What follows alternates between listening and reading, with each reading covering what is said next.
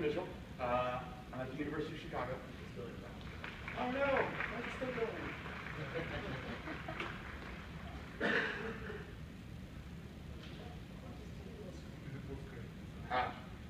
Better. I'm at the University of Chicago, and I'm going to talk to you sort of about adaptive radiation sympatry. I'm going to talk to you basically about trying to infer the deep time ecological divergences in birds. So, we've been hearing a lot about birds today, and birds are spectacularly diverse, both in terms of the number of lineages, as we've seen many times from the very large trees, but also in terms of life habits. Birds occur on every single continent and eat basically everything that can be eaten. They do more or less everything. This spectacular diversity in ecology has all arisen, obviously, from a single common ancestor that had a single ecology at some point deep in time, and has diversified to this grand array. And so there's this fundamental question about how quickly did that happen and what sort of pattern is it based on? Now, inferring things like the pattern, the tempo and mode of irradiation can be done classically back in the day using just the fossil record. But nowadays we have molecular phylogenies and we can do systematic approaches as well. The systematic approaches, however, should be tempered with a comparison with the fossil record. So birds offer an interesting opportunity in that they have a fossil record that's pretty unreliable for the most part. It's spotty, to say the least. But that makes them a nice test study. So most of the diversity of life beyond birds, not that you'd ever want to study that, doesn't have a fossil record. The fossil record of leeches is basically non-existent. So what I propose doing is basically taking a very large phylogeny of birds, inferring the deep time evolutionary mechanics using models and comparative methods, then basically hindcasting, taking the parameters from those models and predicting what we should see at different points in the past, and comparing that hindcast to what is actually observed in the fossil record, basically as a way of validating the different comparative method models. So more or less coming at this question from all angles. So the basic approach to comparative methods, you assemble a tree and you get some kind of morphological trait. In this case, I'm using principal coordinates analysis of limb measurements, the lengths and widths of the three major wing and leg bones, as well as categorical scores for beak shape.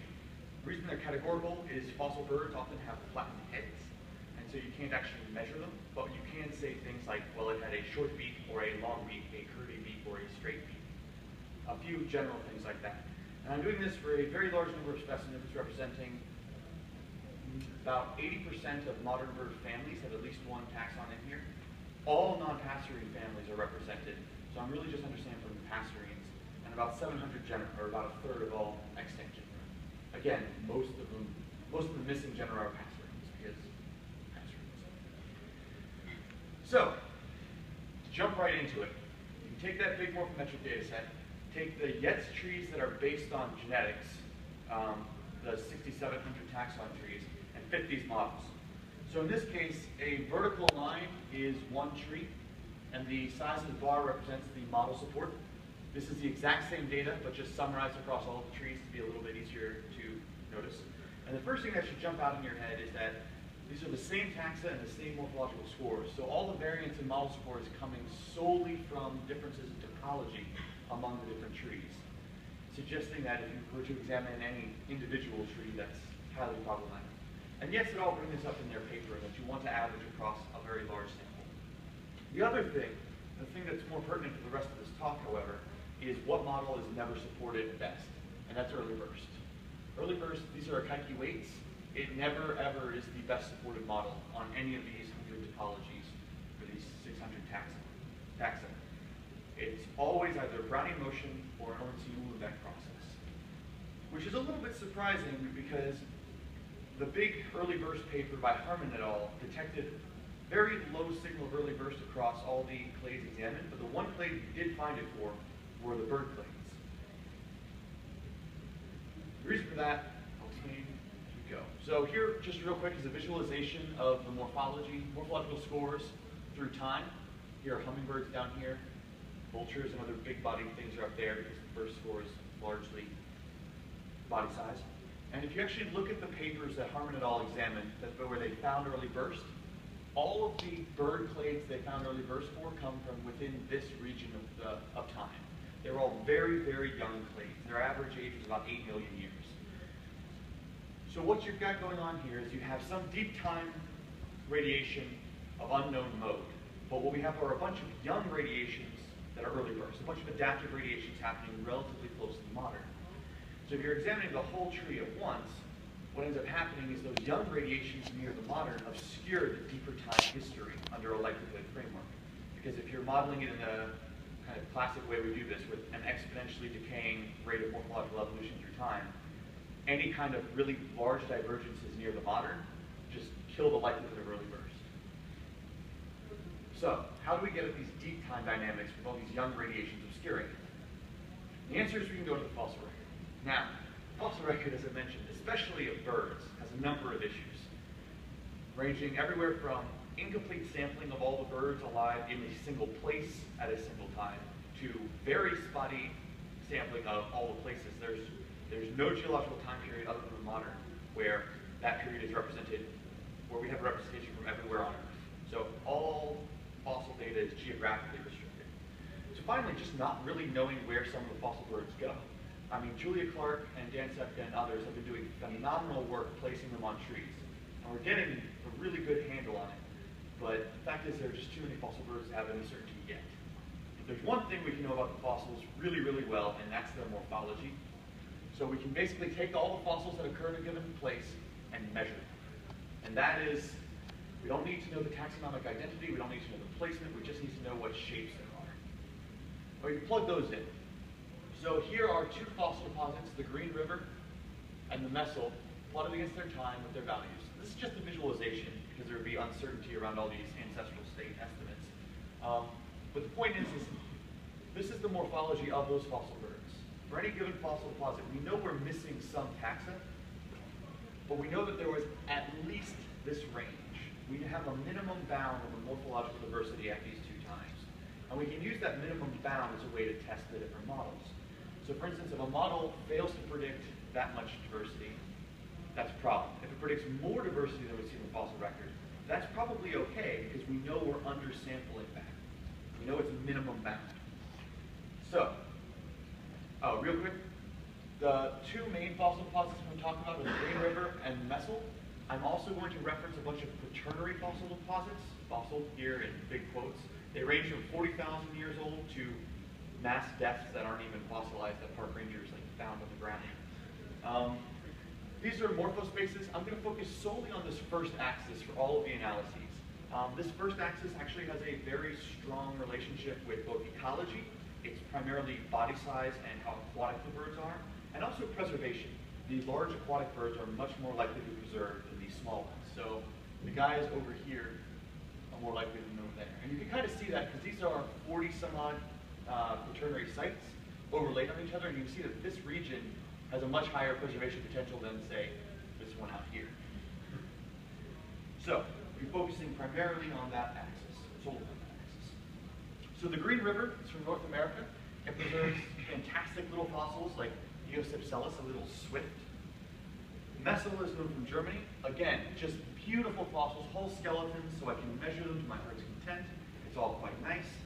I'm comparing them to the quaternary, which have terrible, crappy, typical bird fossils. Isolated elements.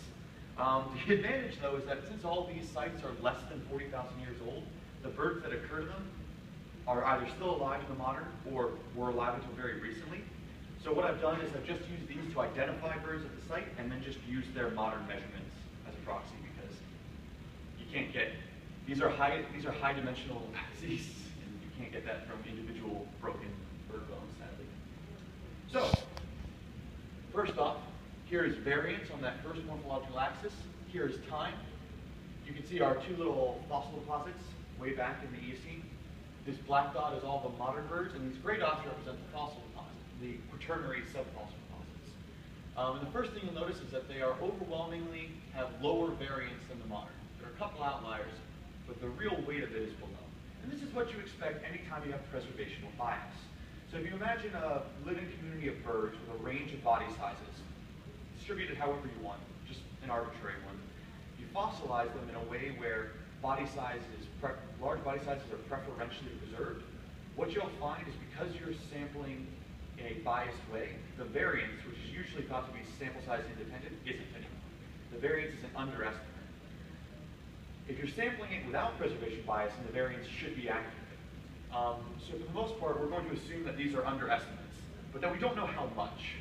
So at this time in the Eocene, there was at least this much variance, probably more, but we don't know exactly how much more.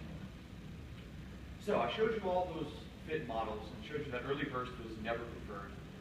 Beyond the likelihoods you get out of those models, you also get parameter estimates. And you can use those parameters to simulate evolution. This is the hindcasting I mentioned. Sort of like what climate modelers do when they build their model and kind of hindcast paleoclimates and see how well they fit. So what we can do is we can take those models and we can hindcast how much disparity there should be at these times. And the result is that the prediction from the evolutionary models is incredibly low. Much, much lower than we observed in the fossil record. There is some variance. The early burst model is in red, and it's a little bit higher than the others.